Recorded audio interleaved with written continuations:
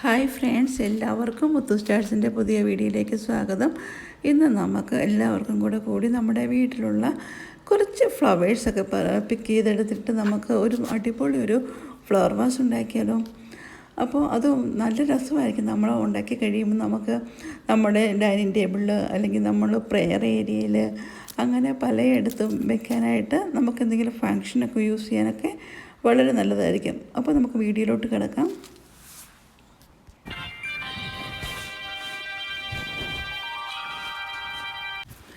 ഞാനിപ്പോൾ നമ്മുടെ ഗാർഡനിലോട്ട് ഇന്ന് ഇറങ്ങിയേക്കും കേട്ടോ. കാരണം നമ്മുടെ ഫ്ലവേഴ്സൊക്കെ കുറേയൊക്കെ വാടിയൊക്കെ പോയി, അത് കുറേയൊക്കെ ചള്ളായി തുടങ്ങി. അപ്പം ഞാൻ ഓർത്ത് ഏതൊക്കെയാലും ഒത്തിരി നല്ല ഫ്ലവേഴ്സൊന്നും ഇല്ല, ഒരുപാട് ഫ്ലവേഴ്സൊന്നും ഇപ്പോൾ ഇല്ല താനും. ക്ലൈമറ്റൊക്കെ ചേഞ്ച് ആയി വന്നല്ലോ. അപ്പം ഞാൻ ഓർത്ത് ഈ ഉള്ള ഫ്ലവേഴ്സ് വെച്ച് നമുക്ക് ഒരു അടിപൊളി ബൊക്കെ ഫ്ലവർ വേസ് ഉണ്ടാക്കാമെന്ന്. അപ്പം എന്തായാലും ഞാനിത് നമ്മുടെ ഫ്ലവേഴ്സൊക്കെ ഒന്ന് കട്ട് ചെയ്തെടുക്കുക കേട്ടോ. അപ്പം ഒരു കയ്യിൽ ക്യാമറ പിടിച്ചിരിക്കുന്നതുകൊണ്ട്, അതായത് നമ്മുടെ ഫോൺ പിടിച്ചിരിക്കുന്നതുകൊണ്ട് എനിക്ക് അത് ഫ്ലവേഴ്സ് കയ്യിലോട്ട് പിക്ക് ചെയ്തെടുക്കാൻ പറ്റുന്നില്ല. ഞാനപ്പോൾ എന്ത് ചെയ്തു, എല്ലാം ജസ്റ്റ് സിസേഴ്സ് വെച്ച് കട്ട് ചെയ്ത് അങ്ങ് ഇടുക ചെയ്യുന്നത്. അപ്പം ബാക്കി നമുക്ക് അത് കഴിയുമ്പോൾ പിക്ക് ചെയ്തെടുത്താൽ മതിയല്ലോ. അങ്ങനെ അതുണ്ടോ കുറേയൊക്കെ ഇതായി പോയിട്ടുണ്ട്. പിന്നെ നല്ല കുറച്ച് ഫ്ലവേഴ്സ്, ഒരുപാടൊന്നും വേണ്ടതാണ് നമുക്ക് ഈ ഒരു ഈ ഒരു ഫ്ലവർ വേസ് ഉണ്ടാക്കാൻ വേണ്ടി. നമ്മുടെ കയ്യിലുള്ള കുറച്ച്, അപ്പോൾ എൻ്റെ കയ്യിൽ ഇപ്പം യെല്ലോയും റെഡ് കളറുള്ള റോസ് ഫ്ലവേഴ്സാണ് ഉള്ളത്. അപ്പോൾ അത് വെച്ച് നമുക്കൊന്ന് ഫ്ലവർ വേസ് ഉണ്ടാക്കാമെന്ന് വിചാരിക്കുന്നു. അപ്പോൾ ഞാൻ അതന്നെ ഞാൻ അതിനായിട്ട് എടുത്ത് വെച്ചിരുന്ന ഒരു എംറ്റി ബോട്ടിലുണ്ടായിരുന്നു. അത് കുറച്ച് വാട്ടർ എടുത്തു, ക്ലീൻ ഒരു പ്യുവർ ബോട്ടിൽ. അപ്പം നമ്മൾ എന്തെങ്കിലും ജാമോ അല്ലെങ്കിൽ പിക്കിൾസൊക്കെ മേടിച്ച് ബോട്ടിൽ വാഷ് ചെയ്തെടുത്തിരിക്കുന്നതാണ് കേട്ടോ.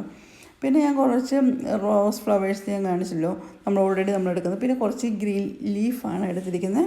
അപ്പോൾ ഇതെല്ലാം കൂടി ചേർന്ന് പിന്നെ അതിനെ ഒരു മോഡീകരിക്കാൻ വേണ്ടി, ഒരു ഭംഗിയാക്കി വേണ്ടി ഞാനൊരു ത്രെഡും കൂടി എടുത്തിട്ടുണ്ട്. അപ്പോൾ അതും കൂടി ആകുമ്പോൾ ഇച്ചിരി നന്നായിട്ട് നല്ലൊരു ബ്യൂട്ടിഫുൾ ആയിരിക്കാം നമുക്ക് തോന്നുന്നു. അപ്പം ഞാൻ ആദ്യമേ തന്നെ നമ്മുടെ കയ്യിലുള്ള ഗ്രീൻ ലീഫ് അങ്ങ് എടുത്ത് നമ്മുടെ ബോട്ടിലേക്ക് വെച്ചു. അത് ലെന്ത് കുറയ്ക്കണമെങ്കിൽ നമുക്ക് കുറയ്ക്കാം കേട്ടോ. ഞാനിപ്പോൾ ലെന്ത് കുറയ്ക്കുന്നൊന്നുമില്ല, അതേപടി തന്നെ അങ്ങ് വെക്കുകയാണ് ചെയ്തിരിക്കുന്നത്. നമ്മുടെ നാട്ടിലേക്ക് പറയുകയാണെങ്കിൽ എവർഗ്രീനൊക്കെ പോലത്തെ ലീഫ്. അപ്പോൾ അത് ഇവിടുന്ന് എനിക്ക് കുറച്ച് കിട്ടിയായിരുന്നു. അപ്പോൾ ഞാനതങ്ങ് എടുത്ത്, പിന്നെ നമ്മുടെ കയ്യിലുള്ള നമ്മൾ കട്ട് ചെയ്തെടുത്തിരിക്കുന്ന നമ്മുടെ യെല്ലോ റോസും റെഡ് റോസും അതിൻ്റെ ഒരെണ്ണം കൂടി ഞാൻ എടുത്തിട്ടുണ്ടായിരുന്നു, റെഡിൻ്റെ.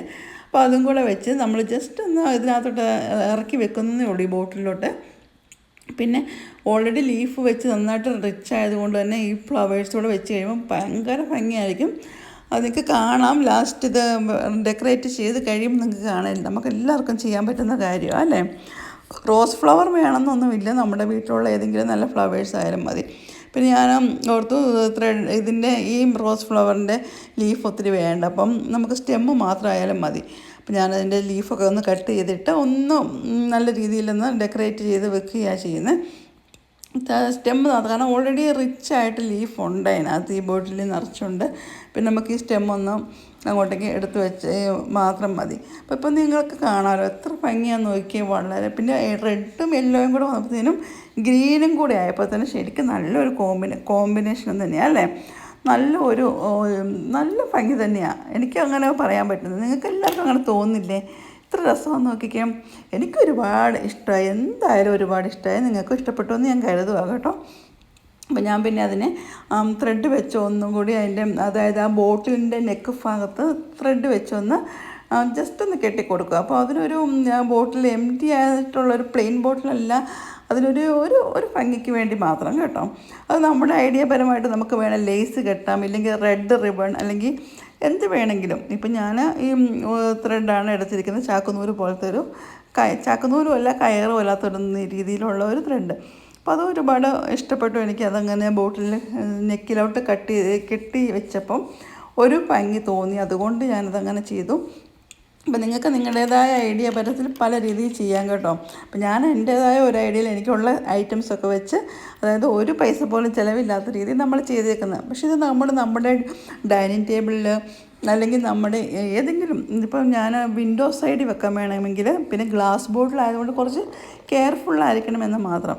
അപ്പോൾ പിന്നെ നമുക്ക് നമ്മുടെ പ്രെയർ ഏരിയയിൽ വേണം വെക്കാം, എവിടെ വേണമെങ്കിലും. പിന്നെ ഇപ്പോൾ ഒരു ഫംഗ്ഷൻ നടക്കുവാണെങ്കിൽ ഇതുപോലത്തെ 2 3 4 ബോട്ടിൽസ് നിങ്ങൾക്ക് ഫ്ലവേഴ്സൊക്കെ ഉണ്ടെങ്കിൽ ഉണ്ടാക്കി തീർച്ചയായും വെച്ച് കഴിഞ്ഞാൽ വളരെ ഭംഗിയായിരിക്കും അത് കാണാനായിട്ട്.